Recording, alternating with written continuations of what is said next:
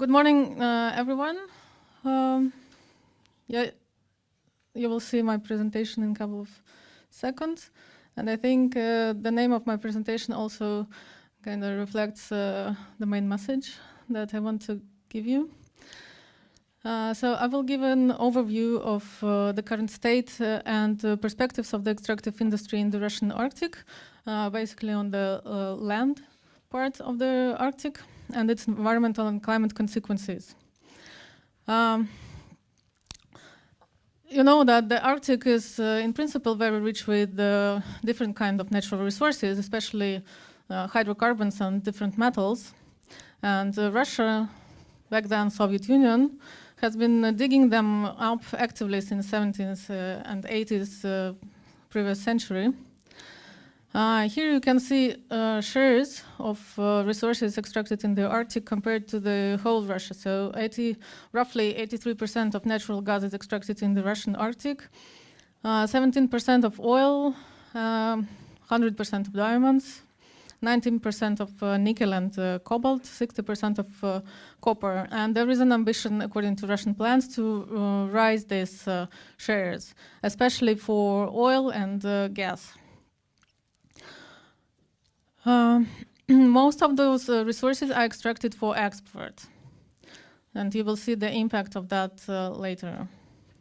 The pollution in the Russian Arctic is not a new thing. It has been going on since 70s, 80s of the last century. And here you can see that existing industry has already left serious environmental impact in many Arctic areas. These are examples of 4 clusters where this impact was mainly noticeable. And also it is worth to mention that all those industrial sites were constructed by Gulag prisoners that time. And without involvement of or taking into account interests of the local population. So the people who worked there didn't have a connection with the land and with the environment, with their community there. Basically, more or less the same thing is going on now as well, because mine workers on the new mining sites are also not local people. They come to work in shifts. And also don't have this connection with communities and the local population. Next here you can see the map of super polluters. That's 300 industrial sites which produce more than 60% of emissions in Russia. And 30 of these sites are located in the Russian Arctic. Mostly this is oil and natural gas fields, nickel, copper and coal mining. In the next table you can see emissions and waste from those 30 sites. They are owned by 9 companies and represent 5 industries. According to data from Russia's Environmental Oversight Agency, polluting emissions figures self-reported by Russian enterprises show that Norilsk Nickel and Gazprom lead all others by a significant margin. So the emissions of greenhouse gases are also huge. And even though data on greenhouse gases are grossly underestimated by Russian Oversight Environmental Agency Rosprirодnadzor, their presence in the Russian Arctic is nonetheless far greater than in any other Arctic country. For example, Gazprom's Arctic operations emit roughly the same as every source, including transport in Alaska. It is also 1.5 times greater than emissions from all industries in Canada's Arctic provinces, including non-Arctic southern Quebec. These numbers are quite old, from 2021, and there is a reason for that, because since then there was no update of the emissions, and now there is basically impossible to get the open information about emissions from each particular site.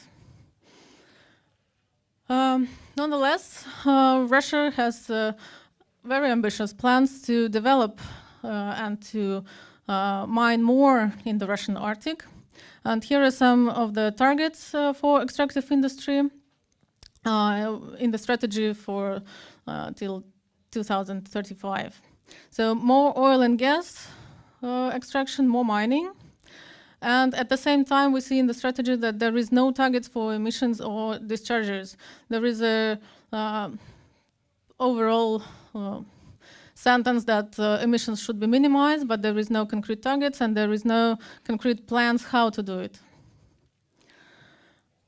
The next table shows more concrete which kind of mining sites are developing right now, with the proposed years when they should start their operations until 2030. Some of them are almost ready to start production. Construction of others has not yet been started. But if all those projects go into operation, it will add at least 25 million tons of greenhouse gases and at least 1.4 million of toxic air pollutants from production only. Mainly, of course, from oil and gas projects, and a lot of waste from metal mining. You see in red that those projects were to start in last year, in 2024, but it didn't happen because of the effect of sanctions. It doesn't mean that they will stop their operations, it just delays them. Maybe some of them, like big LNG projects, will be delayed significantly more. Some of them, like Vostok Oil, might start operations sooner, but we're not certain about that yet. And as I said earlier, most of resources extracted in the Russian Arctic go for export. Sadly, after 3 years of the ongoing Russian war in Ukraine, a big part of Russian resources are still traded in Europe. 16.7 million of LNG were exported to the EU last year. It is even more than in 2023 and more than during pre-war years. Natural gas from the Russian Arctic goes to Europe not only as LNG. 1.78 million of urea fertilizers were exported to the EU last year. It is also more than in 2023 and a bit less than in 2021. Nickel and some other metals are still traded, although in much less quantities than pre-war. Arctic oil goes to Russia, to Asia, probably on shadow fleet tankers, and then might go to Europe as oil products. This is difficult to spot.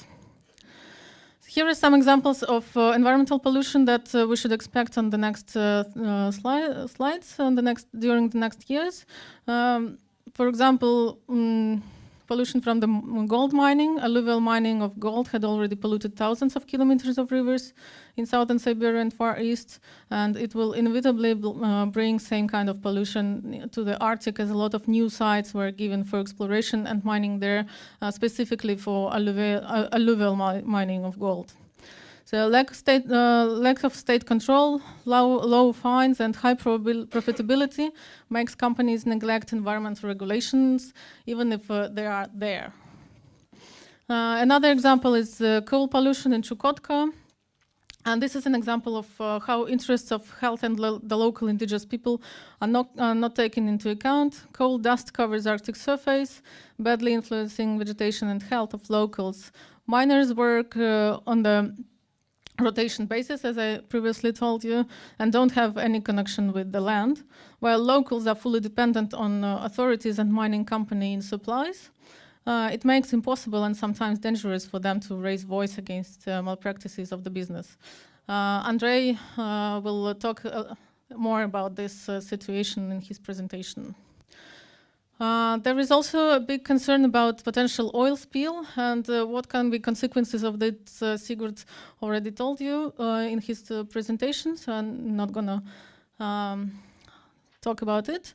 But lastly, I would like to stress that all this mining development is happening while there is almost no, I can say now, not almost, but at all no public control. all international environmental organizations were pressed away or went out of the country. Local organizations in the Arctic were weak then, and now almost not working at all. As you can see, the availability of environmental information is severely decreasing. They stopped publishing data after the war slowly. There is no pollution data reliable from each source. There is no data on extractive, how much oil and gold they extract every day. And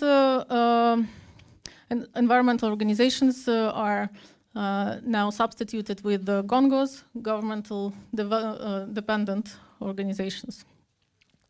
So, my conclusions, what we can see and expect. So we should expect increase in pollution and greenhouse gas emissions from extractive industry in the Russian Arctic in the coming decade.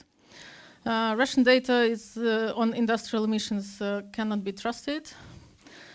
There is high risk of oil spill in the Arctic waters due to shadow fleet and increased shipping of oil to the eastern part.